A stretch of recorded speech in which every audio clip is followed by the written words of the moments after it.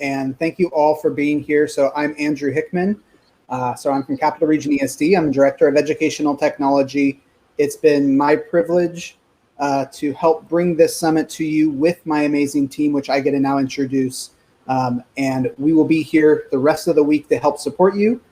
So first I want to bring up Christina Wambold. So Christina, do you want to introduce yourself? Hello, I'm Christina Wambold. I'm the Digital Learning Coach at ESD 112 in Vancouver, Washington. I'm so excited to have all of you here today to join us on this journey. And I am going to bring on Catherine. Hello. Okay, I'm not muted, I hope. You know, it's amazing how many times you have to unmute yourself and you still have to check every time. So I'm Catherine Leivick. I'm from ESD 112 in Vancouver also. I'm the Integrated Learning Coach, and I'm also on the lead design team for this summit. We are so excited to have you all here, and I am extra excited to be introducing to you my friend John Furniss, the Blind Woodsman. John and his wife Annie together are Furniss Studios. They make wonderful art together here in Southwest Washington, and they're also really dedicated to serving and enriching their community. So we're just thrilled to have them here. John wanted me to share a video from their very popular TikTok channel showing how he prepares for a speaking engagement. So let me get that shared with you.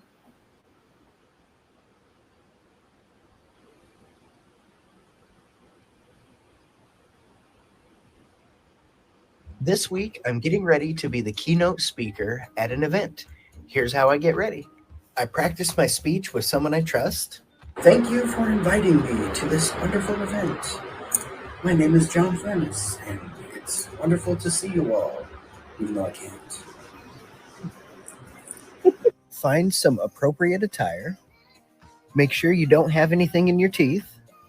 They say if you're nervous speaking in front of a crowd, picture everybody in their underwear. I say it's a lot easier if you just plain can't see them.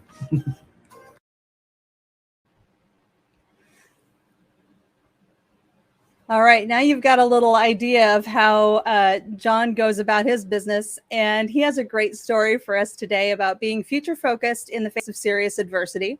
I know you'll all enjoy hearing what he has to say. So welcome, John. Thank me. This is a wonderful opportunity. And yes, my name is John Furniss, as everyone has said, also known as the Blind Woodsman. And I'm a 100% blind woodworking artist. And I really must thank you again for inviting me. This is really an honor. It's been just kind of a crazy last couple of years, and I really would never have expected to be here. So I have to admit though, I really miss the in-person talks. I miss the stage, and I miss having the crowd to interact with and that kind of thing. And I mean, hey, these things are probably more fun in person anyway. At the end of the day, it's time to pour the margaritas and go through the good stuff in the lost and found and confiscated contraband. But it would have been slim pickings this year anyway, because of all the shutdowns and everything. And that's, boy, the pandemic has really just changed everything for everybody. And I really have, it's been an interesting thing for me too, because I've had to kind of experience it through people too, not being able to see it and that kind of a thing. And pardon me. So today I would like to share with you the experience I've had going from a troubled child to the Blind Woodsman. And I'd like to talk about the educators that influenced my life along the way too. So my story starts out in basically a wide patch in the road called Craig, Colorado. And there's really not a heck of a lot there. Basically, it's a boom town, cattle ranching, sheep ranching, coal mining, oil fields, stuff like that. And I honestly never really felt like I fit in there. I just kind of felt like an outsider, and I never really had too many friends. And I always had a lot of anxiety growing up, and a lot of times I just I felt like I wasn't accepted even by my friends, like they just kind of let me hang around. And, even though most of that was just all in my head, and it just kind of kept going on and on. And then when I was 14, my family moved to Gillette, Wyoming, which is a little bit wider patch in the road. And I felt like I fit in up there even less. All my anxiety and my depression and everything was just getting worse and worse. And I held it all inside. I tried to hide it as much as possible. And, that never works. It's like trying to sweep the floor and always put the dust under the rug. Eventually, there's no more room. And when I was 16, I came to the point where I didn't want to do it anymore. I just couldn't really see myself going on anymore. And I attempted suicide by shooting myself. And it was a total miracle or luck or whatever you want to call it, that the only thing that happened to me was I lost my sense of sight and my sense of smell. And my mind was left completely intact. And it's an extraordinary blessing that I can't even, explain. And I've adapted to becoming blind so well and so quickly that really over the years, I think I've come to the realization that I'm supposed to be blind. I guess I needed to be blind to become who I needed to be. And one of the things that's helped me adapt very easily and quickly is I have a very sharp visual imagination. And I have a condition called Charles Bonnet syndrome. And that's something that happens to most people that have had vision and become blind. And what it is visual hallucinations in the mind, that it's not due to any malfunction or disorder or anything like that. It's not very well understood. It's thought that it might be the visual cortex's way of keeping itself entertained. And for a lot of people, it's very disturbing, and it's very distracting, and it's really kind of a big problem for them. But for me, luckily, it's just colors, and it's red with black speckles, kind of like static on a TV screen for the most part. And then there's blue that kind of moves in and out in the middle, and stars and squares and things like that. And I've been able to make that basically the background. That's the wallpaper. And then I can use what I like to call my digital design program in my mind to imagine anything I want. That's how I design my projects and all that kind of stuff. So that has been a huge benefit. And I must admit, when all the colors and everything first started about a year after I became blind, that was really kind of hard to deal with, because I can't get away from it. I can't close my eyes and make it go away. It's just always there. But luckily, I learned to use it to my benefit. And so when I came out of the hospital, I adapted very, very quickly. And to give you an example of how quickly, 1 month after I got out of the hospital, I changed the rear wheel bearings in my old car all completely by myself. And I was able to do that because I had helped my dad do that a couple of times and other things when I was growing up. And I could just see it so perfectly right in front of me. And this is the time when one of my very influential teachers comes into my life, my Braille and mobility teacher. And how can I put this? She was a rather stern taskmaster. And so we kind of clashed a little bit, honestly, because she was kind of a strict rule follower and I was a rebellious teenager. So we had a little bit of a tumultuous relationship. But I learned many, many things from her that have really benefited me through my life. So I am very grateful to her, even though her and I kind of rubbed each other the wrong way, but I think she's really what I needed at the time, honestly. So one other thing I did to try and cope was use drugs. And of course, that just made things worse. And throughout my junior year of high school, I was using drugs, and I was just kind of sliding back down into the pit. And eventually my parents saw that it was kind of beyond their control, and so they sent me to a rehab facility. And I was there for a while, and I got clean, mainly by force, honestly. And I about that time, we decided my parents decided we had to get out of Gillette. So we moved to Salt Lake City. And I, got clean when I was in there. And then, so I went to my senior year of high school there in Salt Lake City. And I just kind of was waiting to get out of home, honestly. And when I graduated from high school, I moved back to Craig, the town I grew up in. And that was one of the most horrible decisions I've ever made in my life. Because Craig there was nothing there for me except for trouble.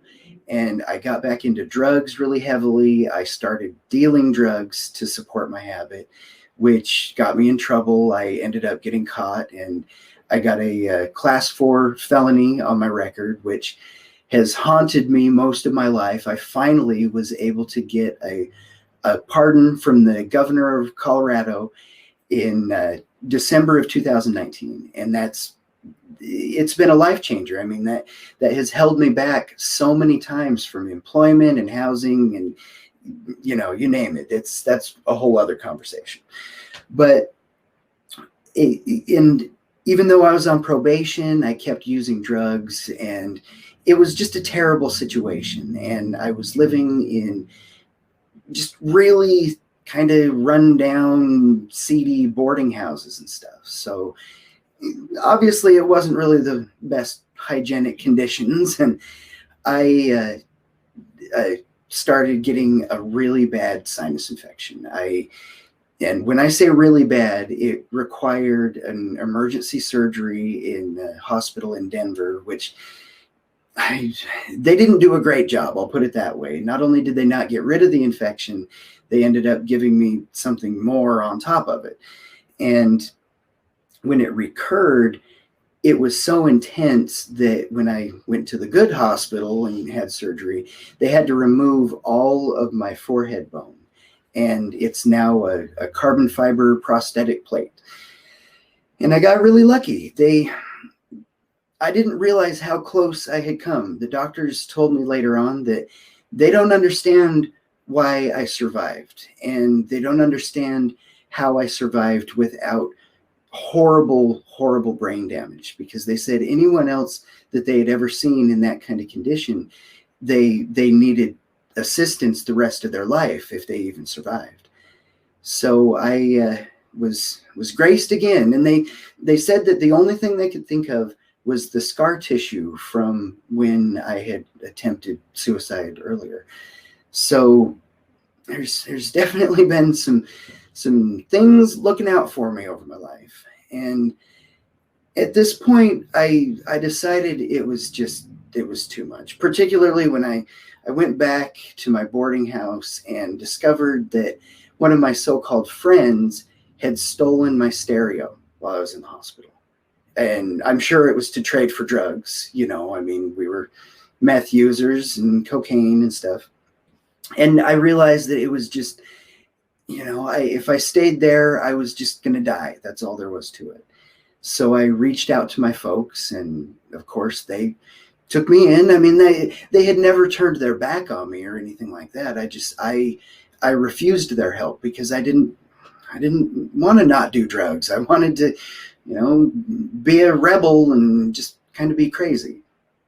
And they they helped me get off of meth and get off of probation and really kind of get my life back together. And I got to say that talking about all this stuff it stirs up a lot of emotions. It reminds me of one of my favorite comedians, a joke he tells. He said, it's like looking around in the attic of your mind and saying, oh, what's this over here? Oh no, it's nightmares. But this is where you can start to see the light at the end of the tunnel. So I went and my parents took me in, and they helped me get off of drugs and probation. And about that time is when I started to work with vocational rehab, because I wanted to get a job and really get my life started. And part of their program was an independent living training course. And they wanted their clients to do that because most of their clients were either young people that were transitioning from home onto their own, or adults that had newly become blind and kind of needed to learn all the ins and outs. And so they had cooking and cleaning classes, Braille, computer, and wood shop. And I thought they were kind of crazy, honestly, at first. And but since I've always really been into creating things and I've always really respected woodworkers, I decided to give it a try. And here's, it was a truly life-changing event. And here's where the next truly influential teacher has come in. And unlike the Braille teacher, I became very close friends with him, and we still communicate today. And so this was in 2005. I started attending the class, and I found that I have this knack for woodworking. I'm better at woodworking than anything else I've ever tried.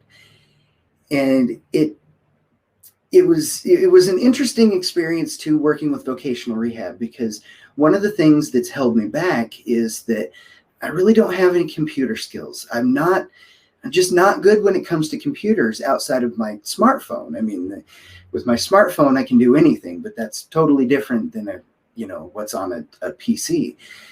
So, but I'm really good with my hands. I'm a mechanic. I'm a woodworker, that kind of thing. Oh, and sorry, Catherine, please start the slideshow now. I forgot to tell you. Anyway, I wasn't able to really get a job in that industry because those things are dangerous, mechanic work and woodworking. And so I'm a huge liability. And I mean, I get that. It's not great. It's unfortunate, but I understand. So really, when it came down to it, vocational rehab didn't know what to do with me either. So when we both kind of came to that realization, it was actually around the same time that my friend, Chris Hathaway, who was the woodshop teacher, was retiring. And I was working on a project at the time. So he told me, hey, why don't you come over to my place and we can work in my shop?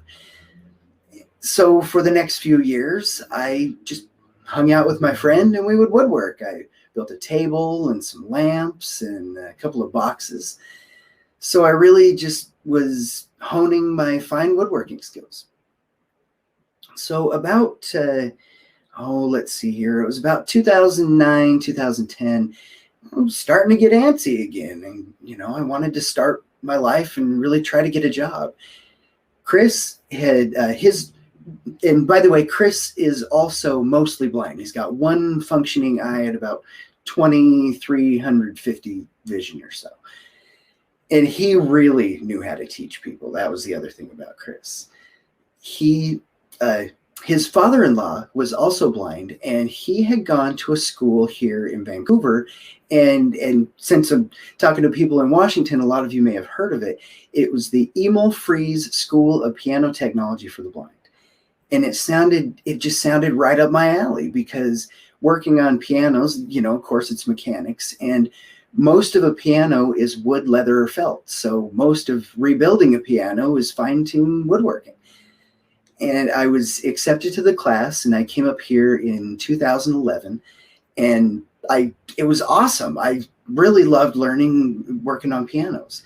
Not to mention, in 2012, I met my wonderful, amazing wife, Annie. And so what happened there is, it was in July, and I was actually attending extra classes because the school mainly taught tuning and basic repair. And I have to admit, I really was not the greatest tuner, but I'm a great mechanic. So I was working with the next very influential teacher that's been in my life, Rick Patton. And he was the man that did all of the major rebuilding for the piano school. And he took me in and mentored me and taught me how to completely rebuild pianos, all the way, new strings, new hammers, everything. And that was really awesome. So I was there attending extra classes, and I walk into the workroom where I was working on a piano, and Annie was there, and she is also a very skilled artist herself. She's a painter, and she was painting a piano for a fundraiser that they did every year where local artists would volunteer to paint a piano that was sponsored by a business, and they would just put the piano out in the public for people to play around on. So I walk in, and of course, like an iron bar to a magnet, hand in the paint on the piano. Luckily, she was just priming, and I didn't, poke out Mona Lisa's eye or something. And we were both embarrassed, and we apologized. And over the next few days, we got to talking and really kind of hit it off. After a couple of weeks, she was done painting the piano, and she gave me a call. And she gave me a call because I'm about as smooth as George McFly when it comes to talking to the ladies. And so when she called me, she asked me if I wanted to go on a date. And I told her I'd have to call her back. I was busy at the moment. What it really was I was broke at the moment. I had no idea what to do on a date with no money. But I got thinking about it, and I had a garden plot that I was renting at the local community center.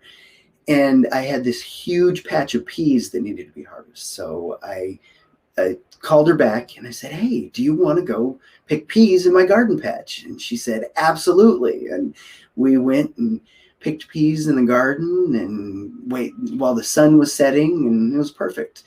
We also got married right in front of that same garden patch 3 years later.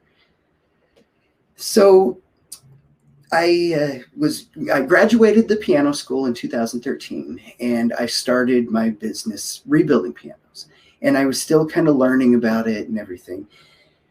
The problem I ran into, though, is I'm a creative person. I'm an artist. I like things to change. I like to, do different stuff.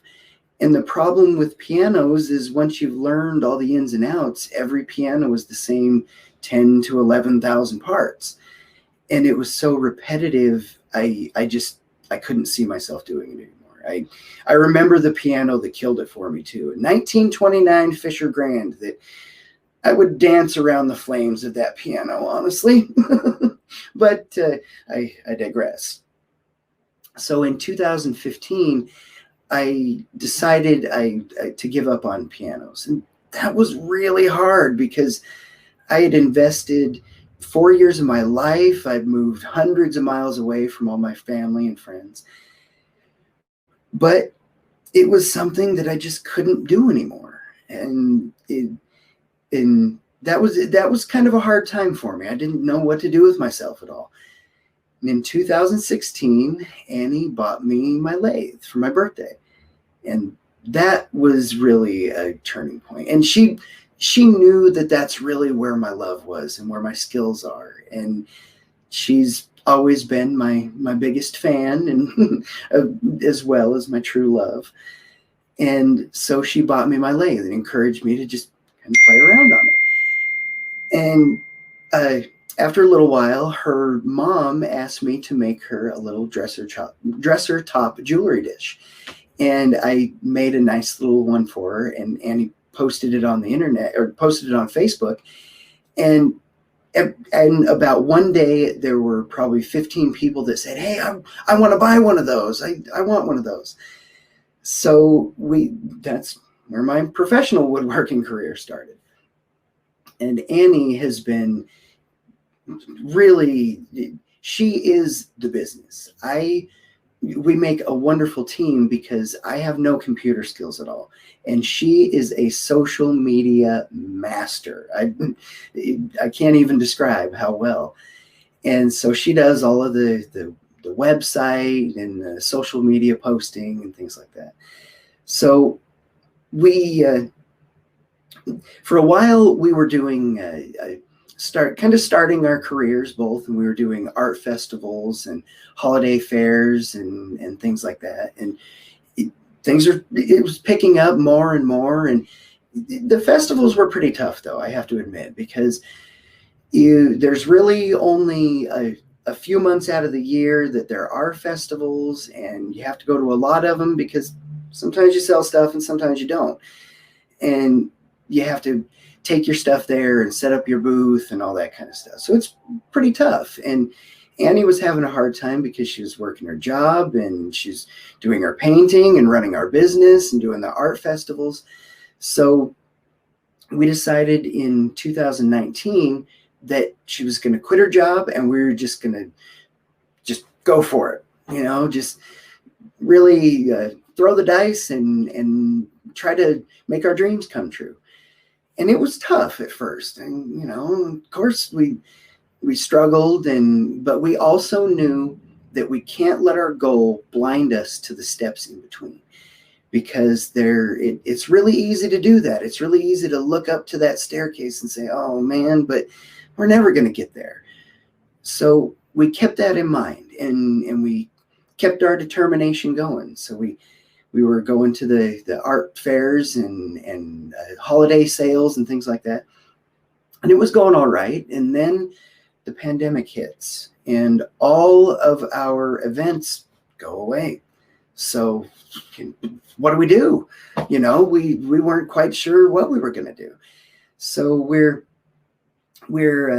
here at home and we're just kind of bored. We weren't sure what to do. And we had started a TikTok account a little ways before, because I was doing a lot of these types of talks at schools and things. And we kind of wanted to get an insight on what the teenagers were like anymore, because of course we don't have kids and we aren't really around teenagers. So we decided to give it a try.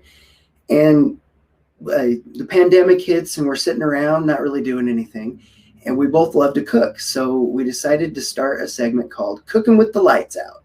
And that was a lot of fun. We did quite a few of those. And then I started doing, talks about, keeping on and loving each other. And then we started to show our artwork. And that was when things really turned around for us. It was a totally life-changing thing, because people saw our artwork and they said, hey, I want to buy that. That stuff's amazing. How can I buy it? And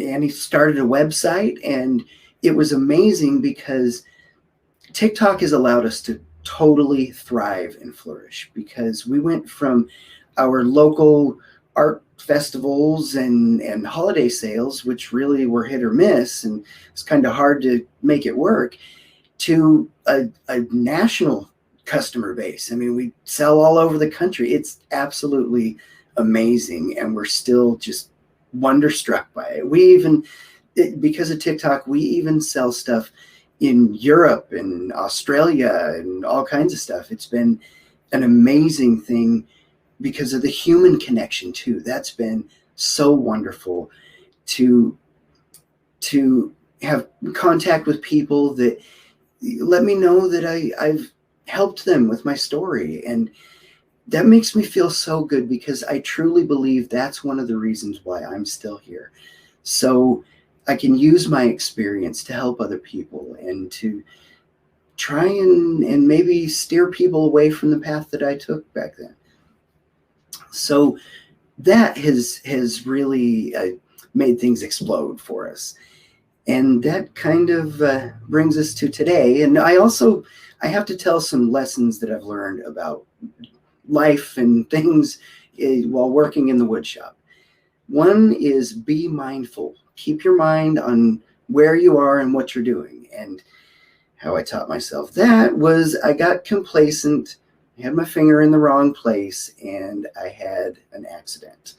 And it was a doozy. I mean, 11 stitches, 8 weeks to heal. I left a trail of blood like a wounded cowboy in a John Wayne movie all the way to the back door. And learned a valuable lesson. Don't put your finger there, you idiot. So, pardon me. One of the next lessons I've learned is be patient. You have to be patient. As a blind person, if you're not patient, you're going to get hurt. You're going to lose things. Just things are going to go bad. And I have to say, there's a gremlin that follows all blind people around. And when you drop things, they like to kick it or something like that and make sure it's really hard to find. And I have to say, my gremlin has a couple of tools in his belt that I would really like to have back. But, one of my favorite quotes is from Bruce Lee. And he said, patience is not passive. On the contrary, patience is concentrated strength. And that really is true. One of the things that is the hardest for me and that I hate the most about being blind is losing things. And I tell you, if I don't keep my patience, it'll just throw me into a rage. I hate it. But if I keep my patience, I'll find it. Another thing is, if you can't do it one way, you can find another way to do it. Might take you a little bit longer, might take an extra step or two, but you can find a way. It reminds me of another one of my favorite quotes, and it's from Dr. Martin Luther King Jr. And he said, if you can't fly, run. If you can't run, walk. If you can't walk, crawl. And in my case, if you can't see, imagine. And it's been an incredible journey. I mean, and I have to say, really, when it comes down to it, I had to lose my vision to truly, I had to lose my sight to truly gain my vision. And that brings us to today. And I'd love to answer any questions you have. Thank you so much, John. That was awesome.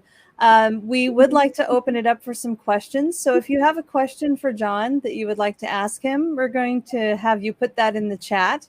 And then Annie, I think you're going to choose them for us. All right. Annie is there lurking in the background. She's my wonderful teammate. Oh, someone said, I wish you could hear the clapping. Oh, nice. Yeah. You're getting a lot of great feedback in the chat, John. We'll share it with you later. Cool. Yeah, I really do miss being there in person and interacting with the crowd, being up on the stage. But it'll happen again. We can see the light at the end of the tunnel. I mean, you can anyway. I mean, I believe you when you tell me, though. So would you say woodworking is your final educator? Yeah. Your biggest educator? Yeah. Woodworking has been, it's given me a direction. I mean, until I found woodworking, I didn't really know what to do or where to go. And even, when I moved up here, I remember saying to my friend Chris that taught me woodworking, I had just finished this table that I call the crown jewel of my career. And I remember saying, man, I wish I could do this for a living. And in Salt Lake City, it really wasn't possible. It's just a different culture. It's really just a different scene there. But up here, I can and have, and living my dream. It's wonderful. I have a question for you here. Mm-hmm. Okay, it says, what would you say to young people that are struggling with identity and questioning their value? Well, I'd have to say that it's tough to find out who you are. And I guess one of the things is you have to not be afraid to be who you are. You have to try and have the courage to be you and to go for what you want and what you need. And also that things change, things get better. You can, and most of the time you can find a way to direct that change and affect that change. And going with the flow helps a lot. It really does. I've learned that. And even when you get swept along by change, if you go with the flow, it makes it a lot easier to determine where you're going to end up. Okay, let's see what we all have here. Someone said, besides your online store, where can we buy your artwork? I live here in Vancouver. Right now, we're only online. Yeah. I'm actually disabled also, and so it's much easier for us to do all of our business online. Yeah. It's more accessible for both of us. Yeah. Let's see. I went to your website and didn't see a place that would tell us where you will be speaking next. Would love to hear from you again. He doesn't have any other speaking engagements set up except for he'll be in the media. He's going to be on KATU very soon. They're coming tomorrow actually. Yeah. To be on one of their afternoon shows. And then Upworthy. I don't know if you've heard of Upworthy, but he'll be on there, or we both will be. Yeah. Yeah.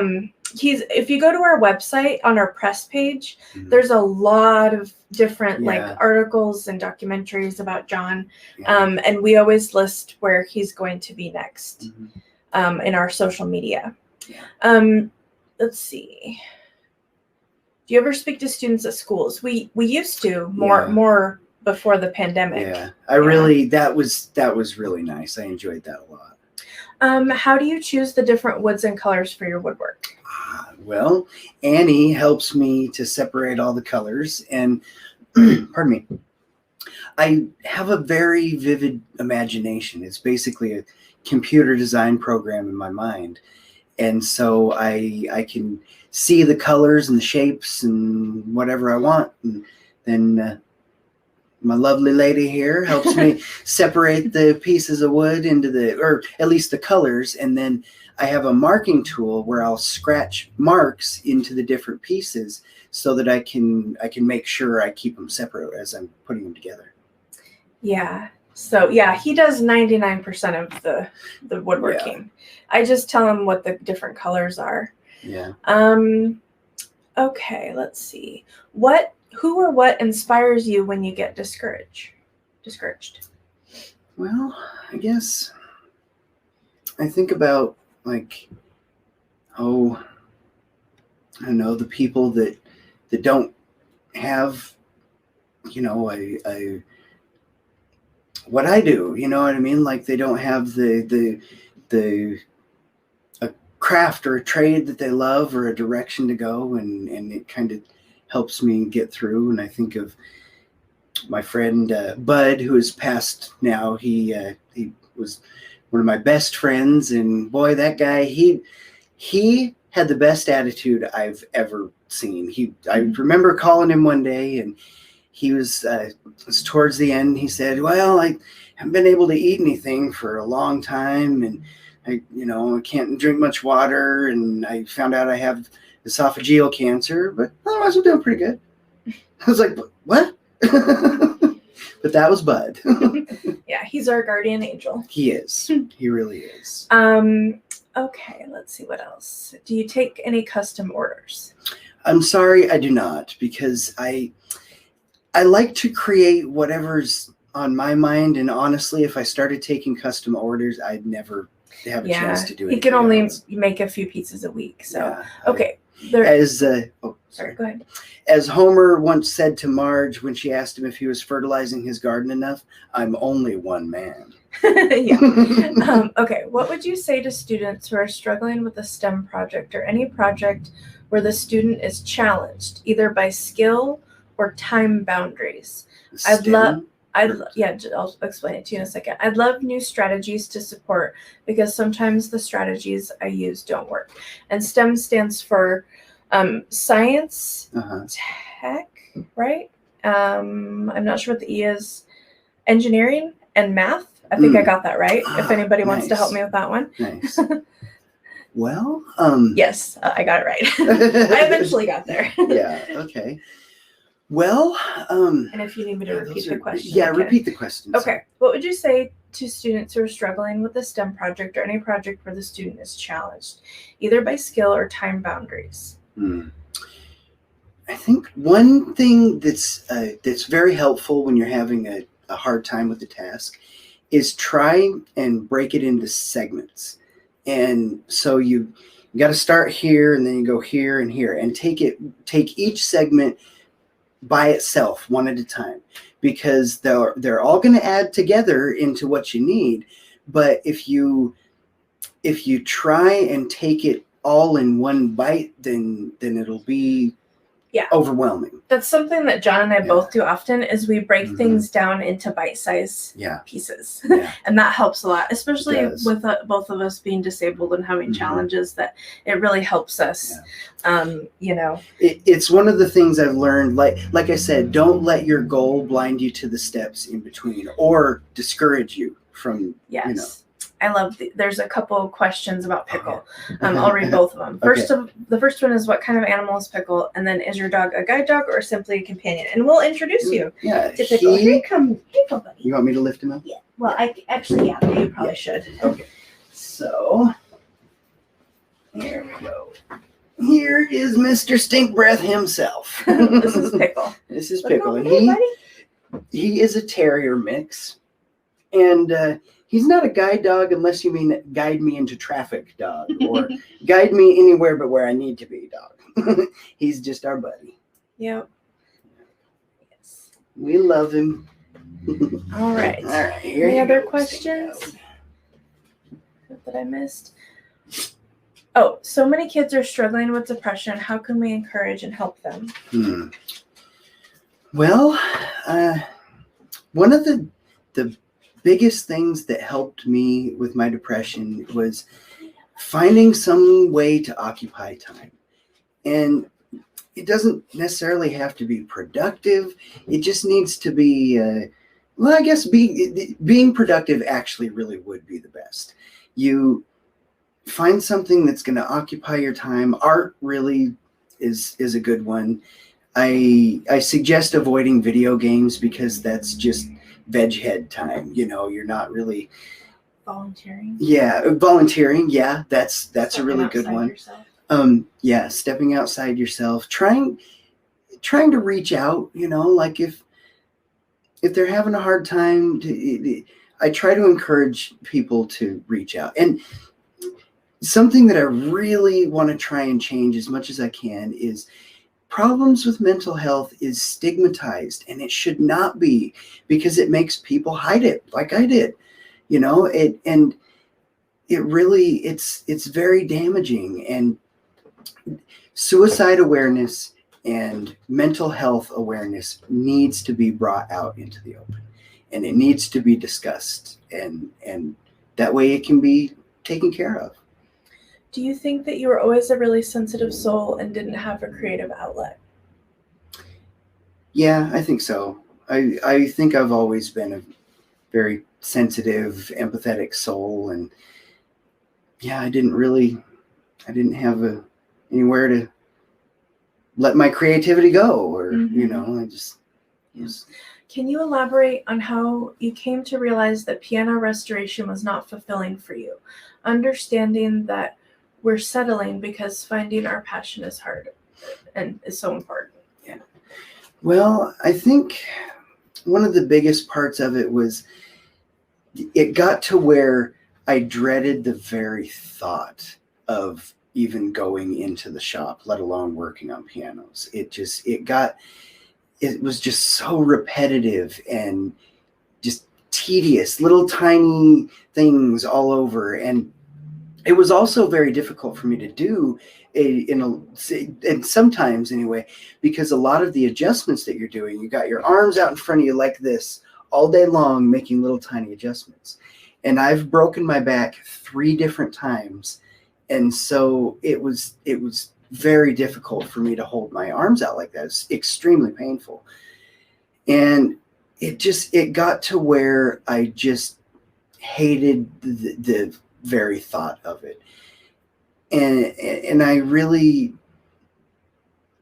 I saw him struggling a lot because we were together, and I saw him really experiencing a lot of depression. Yeah. And that was when I bought him his lathe in 2016, because I've been using art since I was about 18 for my depression. And I just knew that if he got back into art, you know, it would really help give him purpose and lift up his confidence again. And so I was like, you know, we got him the lathe, and then I was like, just make stuff, you know, doesn't Yeah. matter what, just have fun, you know? Yeah. And then he started making things like he had mentioned, and the rest is history. Yeah. I even designed my own version of a smartphone amplifier. I came up with it totally from scratch. I mean, and I know there's other ones out there, but mine is my own design completely from scratch. And personally, I think it works better than the other ones, but I'm biased. I want to read some of these comments. Yeah. They're so lovely. Yeah. I love how your story is such a good example of how important art is for students to be able to express themselves. We need to include more art in our day for students to have an outlet for their expressions and identities. Thank you for your comments about mental health. It is so true. There was another one back here too. Thank you for sharing your journey with us today. It is truly inspirational to see how you have found the strength to not only carry on, but to transform your life into a rich history. It's Rich an story. honor. Sorry. It's an honor for me to speak to you. I truly feel like this is one of my purposes, to try and spread hope and whatever, you know. Thank you for being vulnerable and talking so openly about mental health. You're welcome. Thank you for sharing your story with us. You are an inspiration and an awesome example of resilience. Thank you. Do you sell your smartphone amplifiers on your website? Yes, I do. It's honestly, it's one of my favorite things to make. Will you grab? I'm not sure where it is right now. I'm sorry. Oh, it's. But just if you go on his Instagram, there's pictures of it there. Yeah. And you can find that through the website. Yeah. And also we post new items most weeks, but we'll be taking a break soon. And he will be making more in the future. Yeah. Are you involved with any of the advocacy groups like the National Federation for the Blind? No, I'm not. I'm kind of solo on that. Yeah. Some of the organizations they tend to be a little political, and so we do more of kind of grassroots things, like him doing these talks and speaking at schools or public volunteering sometimes, that sort of. Yeah. And volunteering and doing the social media is our biggest advocacy that we do. Yeah. Because he's literally reaching millions of people. Yeah. And so that is an easy way for us to do that. Mm-hmm.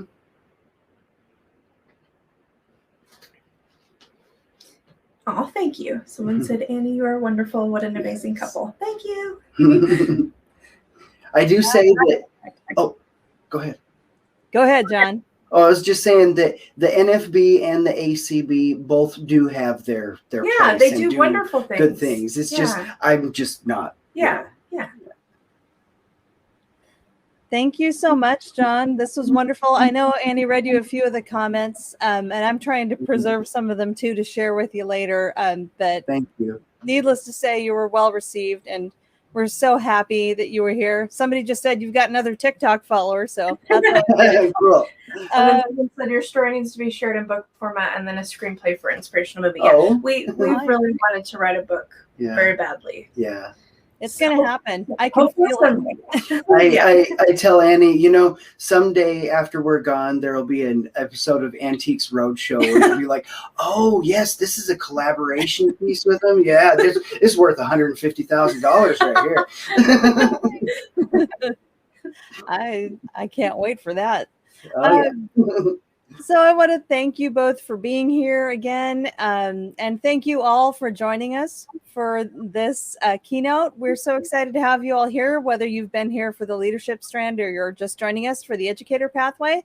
We're excited to see you all for the rest of the week, and we will see you back here at 9 a.m. with Garrett Talcott for his keynote. And as you can see, John and Annie's website is up there in the banner, theblindwoodsman.com, and you can see all the cool stuff they're involved in if you visit that website. And thank you so much. Yes, thanks, Catherine, very much. And everybody who's doing this conference. It's amazing.